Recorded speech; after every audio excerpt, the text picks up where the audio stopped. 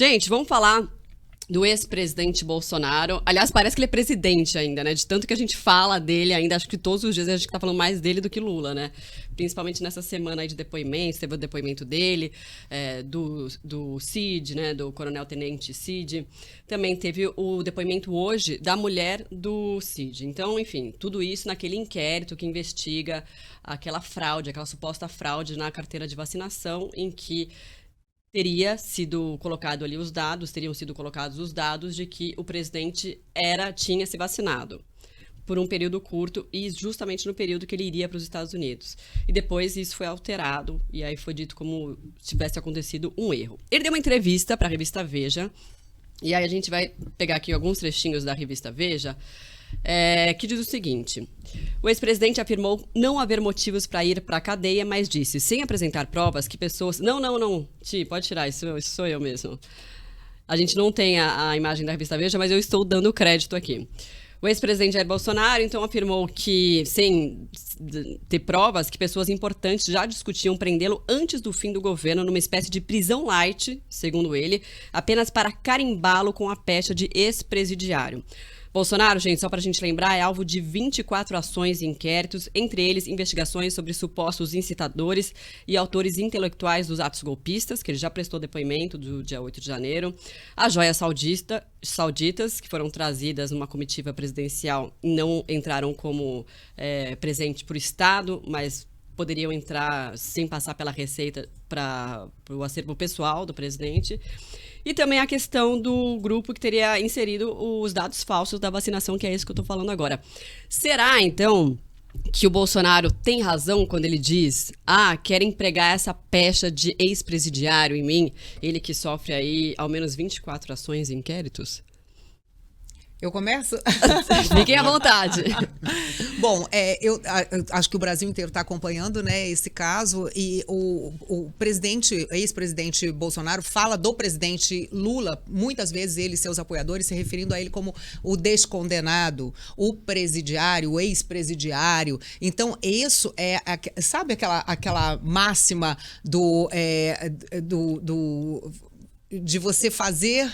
Como é que é exatamente o que se fala? De você falar do outro o que você é, né? Chame-os do que você é, lembrei. Chame-os do que você é. Quer dizer, então o medo é que isso volte para ele, porque durante muitos anos, durante todo o processo que no final acabou anulado contra o presidente Lula, eles foram muito em cima dessa pecha de ex-presidiário, de descondenado. Então, tanto ele quanto o seu entorno sabem muito bem o efeito que isso causa na população. Então, falar dessa maneira hoje, né, eles quem, né? A gente sempre vê o ex-presidente falando de alguém que ele não nomeia ou que ele não tem provas, ou que a gente não sabe de onde ele tirou essa informação. Ele diz, alguém, né, no caso essas pessoas queriam transformá-lo num presidiário. Mas quem?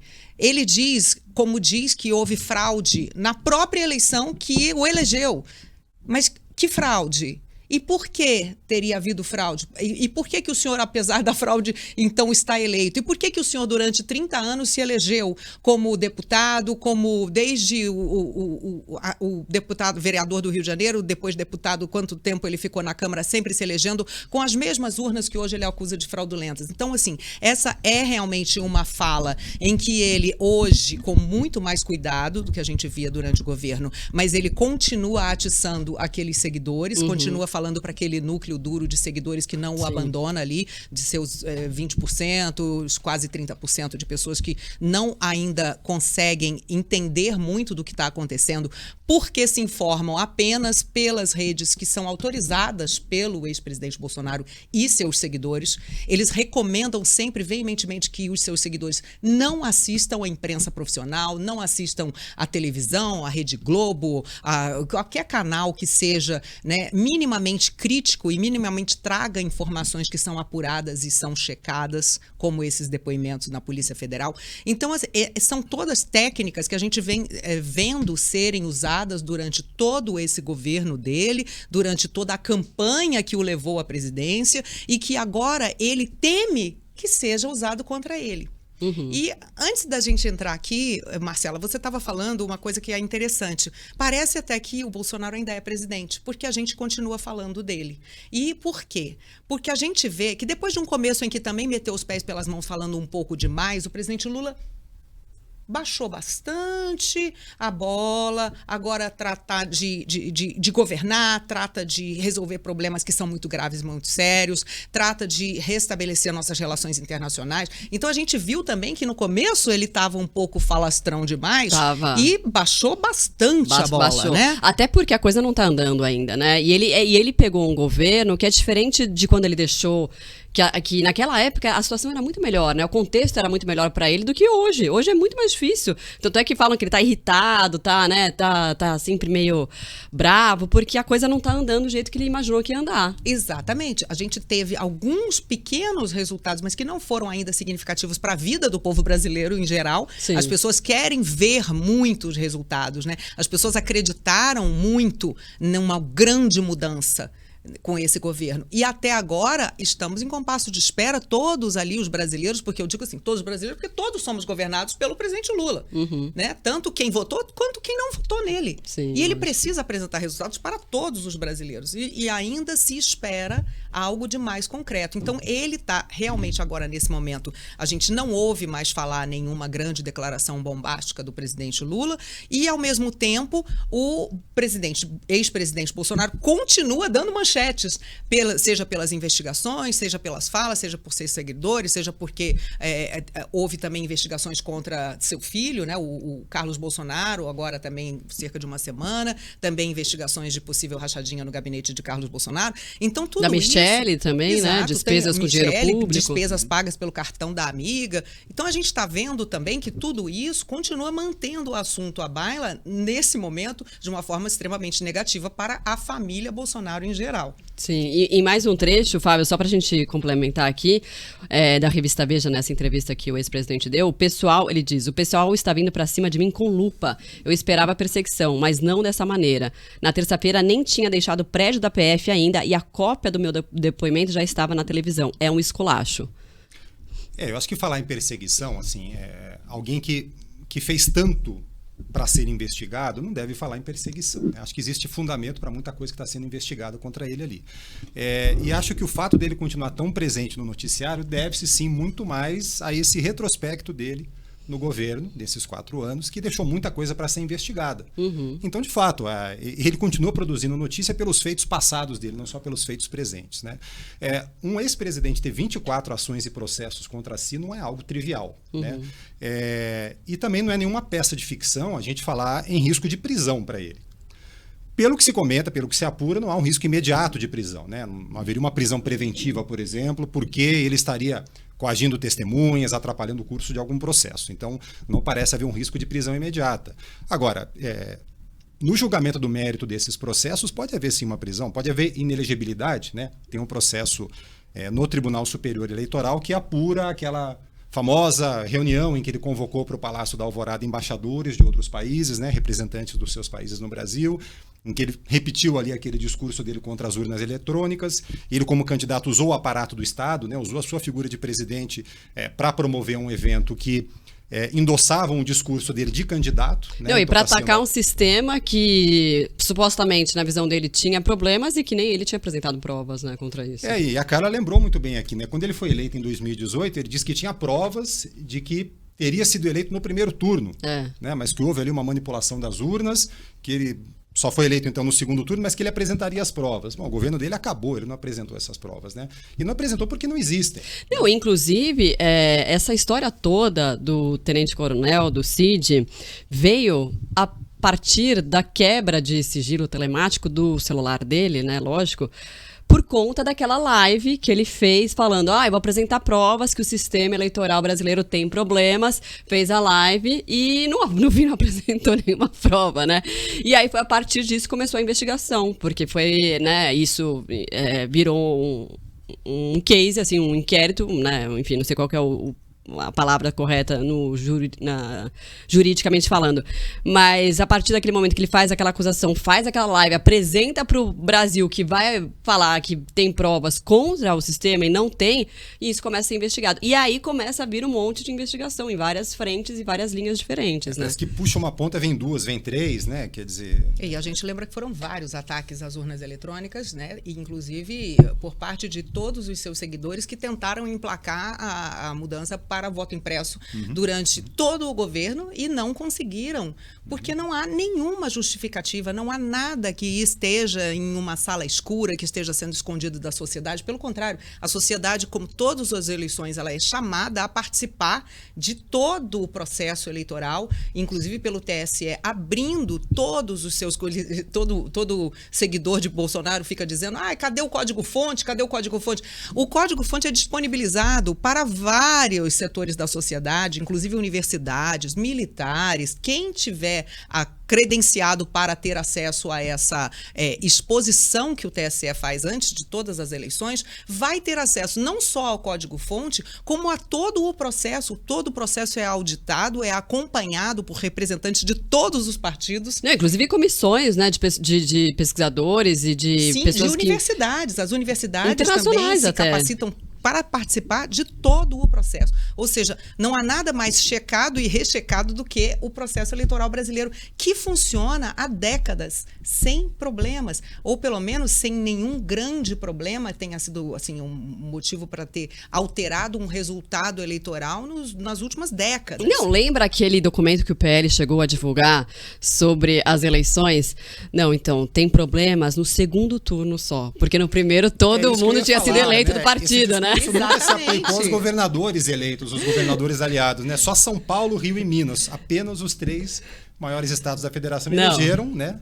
Os governadores aliados, mas nessas eleições as urnas funcionaram perfeitamente. No primeiro turno foi ótimo. Os denunciantes, entre aspas, porque eles não apresentam provas de nada do que dizem, os denunciantes, os querelantes ali no caso, foram gentilmente convidados pelo TSE a retirar as suas queixas, já que eles poderiam ser processados e perder seus mandatos. Já que, né, não há a menor possibilidade de uma fraude nas mesmas urnas que foram usadas no primeiro turno só ter ocorrido no segundo turno. Então não há a menor chance disso. E a gente viu que foi assim uma debandada, né? Ninguém manteve ali as suas queixas, todo mundo se acomodou nos seus cargos. Agora, o ex-presidente Bolsonaro já está numa situação bem mais delicada do que todas essas pessoas. Porque eles podem, naquela época, ter contestado como forma de dar um apoio a um discurso que foi mantido pelo presidente Bolsonaro no seu mandato durante todos esses 4 anos, mas depois todos se acomodaram com seus mandatos e estão lá agora no Congresso, ativíssimos. Mas o ex-presidente não tem mandato. Portanto, ele está na situação mais fragilizada de todos. Porque sem mandato ele perde todo o seu foro especial, ele não depende mais da PGR, que durante esse tempo todo, para dizer o mínimo, né, foi protegeu bastante ou atuou, bastante com tudo, engavetou loucamente tudo que foi apresentado contra o ex-presidente. Então ele está por si só. E isso é que faz com que ele, nesse momento, esteja, muitas vezes, colocando esse tipo de afirmação, estão fazendo um pente fino, porque a justiça tem o seu andamento, tem o seu tempo. Né? A gente viu que uma fraude em um cartão de vacinação que foi efetiva, foi comprovada, a Polícia Federal tem todas essas provas de que efetivamente alguém entrou do Palácio do Planalto no sistema do SUS para inserir vacinas no nome do presidente e de sua filha, Laura. Então, isso inclui também uma menor que fez parte aí desse problema. Aí a gente tem, depois disso tudo... que foi submetida a uma fraude, né? Exato, um fio que se puxa e que já está levando a inúmeras outras acusações. Inúmeras. A gente já viu ali, sabemos agora que quem pagava as contas de Michele Bolsonaro era um cartão de crédito de uma amiga que era abastecido, ou seja, pago pelo Mauro Cid, com Dinheiro vivo. que vinha E depositado. de novo o dinheiro em espécie na história da família, né? Sim, não, e dinheiro que vinha depositado aparentemente de empresas que tinham contratos com a Codevasf, que foi aquela que durante todo o governo Bolsonaro a Codevasf foi acusada de mau uso do dinheiro que era do orçamento secreto. Então ela já vinha sendo envolvida em outras investigações. Quer dizer, então a gente tem aí um fio que se puxou e não para de sair. E esse fio não para de ser puxado. E é muito louco, porque junto com essa investigação da fraude, tem também a investigação. Olha, eu tirei o som, viu? Desculpa, gente. Sempre tem sempre tem um mico. Não, imagina, o celular da Carla tocou aqui. Alguém para dizer que você está muito bem. É aquela mensagem, nossa, você tá maravilhosa, continua assim. Nessa história toda, né, tem aquela conversa que foi flagrada aí nas investigações do ex-major Ailton Barros, combinando e falando de um suposto golpe com 1.500 militares e tal. E sobre isso, o ex-presidente Bolsonaro também falou nessa entrevista à revista Veja. Ele disse o seguinte: essa questão do ex-major Ailton é ridícula. Porque a amizade com Ailton? Porque é paraquedista. 2 vezes por ano tinha encontro de paraquedistas e ele estava por lá. Ele estava querendo se distanciar um pouco, né, do Ailton. Se você conversar com ele, em 30 segundos já não quer mais conversa. Ele mandou um áudio para alguém dizendo que mobilizaria 1.500 pessoas, homens, para um golpe, coisa assim. O Ailton não mobiliza meia dúzia de jogadores de dominó. Ele, se conversar com ele, vai ver só isso. É um coitado. Ele queria que eu gravasse um vídeo para ele na campanha do ano passado. Eu respondi: Ailton, você é meu irmão, você é o meu 02. Porque o 01 é o Hélio Negão. Aí levaram para o lado de que ele é o meu 01 no Rio de Janeiro, sacou? Falando, querendo se distanciar dele, sendo que é uma pessoa muito próxima mesmo, né? E falando nessa coisa das pontas soltas, quer dizer, o ex-major Ailton foi preso porque ele teria intermediado relações, conversas naquela questão da alteração, da falsificação dos dados no certificado de vacinação. Foi todo mundo na mesma operação, né? Aí já aparece a articulação para uma suposta tentativa de golpe de Estado para impedir a posse de Lula. Então é isso, você puxa uma ponta, vem outra junto, né? Aí, bom, tem que investigar a outra também. O ex-presidente Bolsonaro tem um discurso no sentido de fazer tudo parecer pequeno, menor. Não, o cara não mobiliza não sei quantas pessoas para um jogo de dominó. Meia dúzia de gato pingado. Enfim, é o recurso retórico que ele vem usando para tentar descredibilizar essas acusações, né? Mas, enfim, a pessoa está presa, certamente não deve ter tido algum elemento para a Polícia Federal investigar e prender, né? E prender preventivamente. Então a gente aguarda, acompanha a investigação aí para saber o que vai sair de mais essa ponta e se aparece alguma outra ponta junto com essa também, né? É verdade. Tem uma característica também que a gente vê que muitas vezes, né, outros aliados também já foram deixados na chuva, né? A gente vê que hoje uma pessoa que era extremamente próxima ao ex-presidente Bolsonaro, que era o Ailton, ele também está sendo desqualificado, como já foram outros tantos, como muitos dos aliados também já foram deixados no caminho. Queiroz, Bebiano. O próprio Daniel Silveira, que apesar do ex-presidente ter dado a graça, né, ter dado o indulto por meio da graça, que é uma prerrogativa do presidente e que inclusive está sendo discutida, né, pelo Supremo, foi considerada pelo Supremo não sendo a forma legal e adequada para o caso de Daniel Silveira, mas enfim, de qualquer maneira, Daniel Silveira era um também que fazia o que fazia para chamar a atenção do chefe, em termos, né, que era na época o presidente que ele seguia. E ele foi deixado também, a gente viu, inclusive, matérias da semana passada falando que ele não recebia nem visita de ninguém, nenhum bolsonarista se dignou a visitar uma cadeia. O próprio Roberto Jefferson.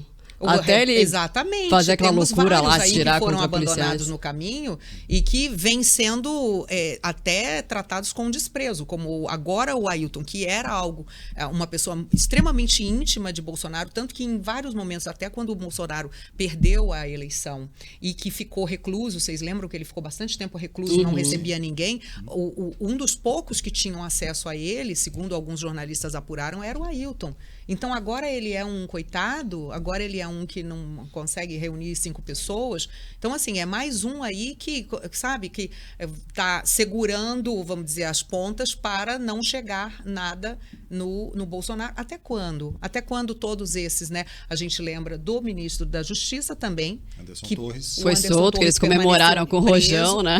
Cara, é uma bomba relógio, né? Essas pessoas são, né? Sim, acabou Foi solto, de mas ser... está com a tornozeleira, né? Exatamente, foi libertado, mas continua sob investigação. Então, temos aí uma longa lista de pessoas que podem, eventualmente, em algum momento, abrir a boca. Ele está tentando se desvincular de várias dessas pessoas, mas será que já é possível? Com o que a Polícia Federal tem em mãos, já é possível construir alguma acusação mais pesada?